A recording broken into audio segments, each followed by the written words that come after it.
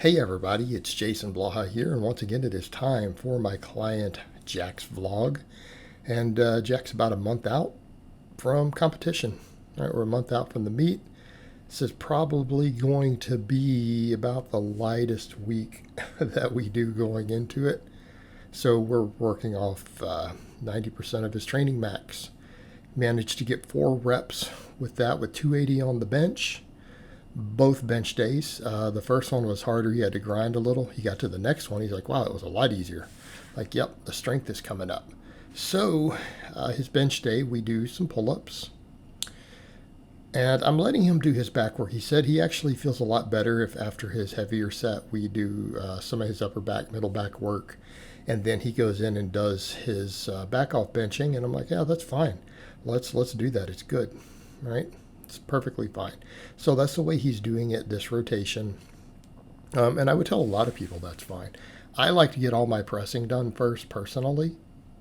It's just me because I tend to be weaker at pressing than at my pulling anyways. So I like to get all my rowing and stuff like that done after all of my pressing is done.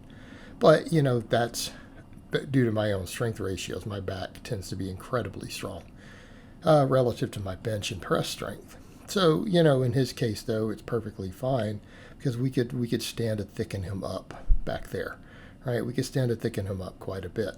It would help his lifts. So, again, not that worried if he wants to do it that way. And for some people, they feel a little better shoulder health doing that. So he does that, and then we do some tricep work. Having him do press downs for now, just with cables. Eventually I might have him work some bands in, but he seems to have really good elbow tendon health. I don't have him do skull crushers or JM presses really, so I haven't been worried about that. And benching tends to be his strongest suit, right? Particularly for a drug-free guy because he does drug tested. He competes in a tested class. So, he actually is doing great on his bench as far as that goes. So I'm not as worried. I don't need to hammer his triceps in the same way I do some of my other people or like I do my own. His benching comes along good. Squatting, he ended up with 90% there at 360. He got 5 reps this week, and he's like, wow, then it felt good. All right, felt good. I'm like, yeah, that last week was a snafu. You're just not used to the heavier weight. He had more than that 1 rep. It's like I said, some other lifters looked at it and messaged me and said, yeah, dude, he could have easily got a double. And of course he could have.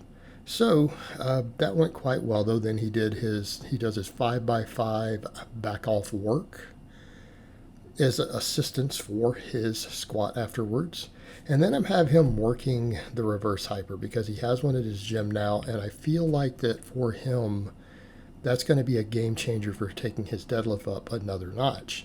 Now, granted, Jack's deadlift is already good. We're already going to hit, I'm predicting a minimum of a 15-pound meet PR. Even though he's in a lighter weight class since his last meet, our training numbers suggest he's got 15, 20 pounds more than his last meet. And I think he's got that. And we're probably going to take that for a second attempt, and then he may go for an all-out serious PR. But again, he'll play that by ear on meet day. But I want him doing those reverse hypers because that's going to take him kind of to the next level there. And so that's where we're putting the focus. Glute ham raises, reverse hypers.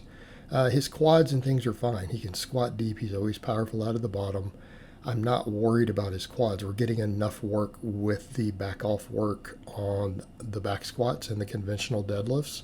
So I really want to shore up his entire posterior chain. And between the glute ham raise and the reverse hyper, we can do that. You guys know that I attribute those 2 lifts to much of my own deadlift success. Again, my opinion as someone with an elite deadlift and a full-time coach. So I attribute those lifts to it heavily, along with just general middle upper back work for my grip and stability. And as far as even the squatting goes, it's the same thing. Those movements help you maintain an optimal bar path. It's not that they're necessarily always going to help you with the primary movers, but I think we're okay there right now. Again, his quads and everything are growing fine. His adductors are coming along fine. I want to shore up the posterior chain. I really want to bring up his erectors. I want to bring up his hamstrings. All right, on this day also, or on the second bench day, he benched again. It was much smoother than he does his one-arm dumbbell rows, which I've become a larger and larger fan of. I used to love Pendlay rows. I used to love fat bar Pendlay rows, all variations of it. More and more, as I've matured as a lifter, as I've learned to rely more heavily on things like good mornings and reverse hypers, I've tended to like the chest supported stuff a lot more. So those one-arm dumbbell rows, seal rows, things like that are really something that I've learned to value a lot more, over the years as a coach and a lifter both. Again, because there's other stuff we can do for our posterior chain. We don't always need to be putting that additional shear on it, just trying to train it isometrically. All right, he does that, and then of course we knock out some dumbbell extensions for his triceps.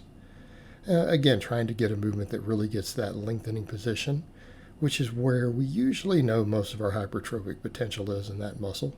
And that lengthening position does matter when we go for a max bench. When you start looking at the data on it, when we start getting above 90% on the barbell, the long head gets activated a hell of a lot more on the triceps. All right, deadlifts, we did great. 460 for 4 reps. And he's like, it felt heavy, but it still felt good. And he's in a good spot here.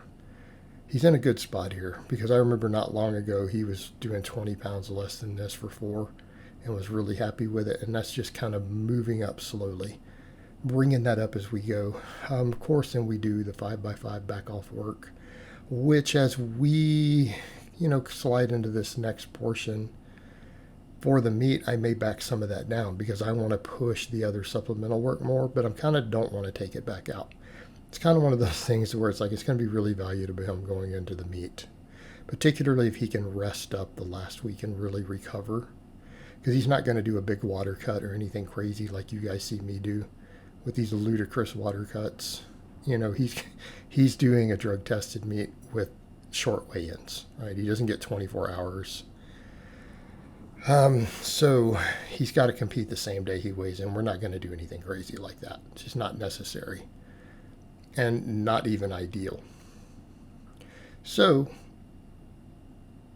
he's going to have time to recover. We'll probably just take 5-6 days off completely from training as he gets right up on the meet so that he can rest, relax. So we finished that up with, again, glute ham raises and reverse hyper extensions, which the fact that he can even do these now, and I know his form's not perfect, I know he's a little bit cheating. Compare that to where he was a few months ago. Hey, those hamstrings are coming up, and I've told him, and he's realized hamstrings are always going to be his limiting factor on the deadlift. They always will be due to his structure. They will always determine what he can grind out for a max. It will always be the weak link. So we need to just get them as strong as possible. All right, guys, but that's really all I have to say on that today. I hope it's been informative, and I'll talk to you guys next time.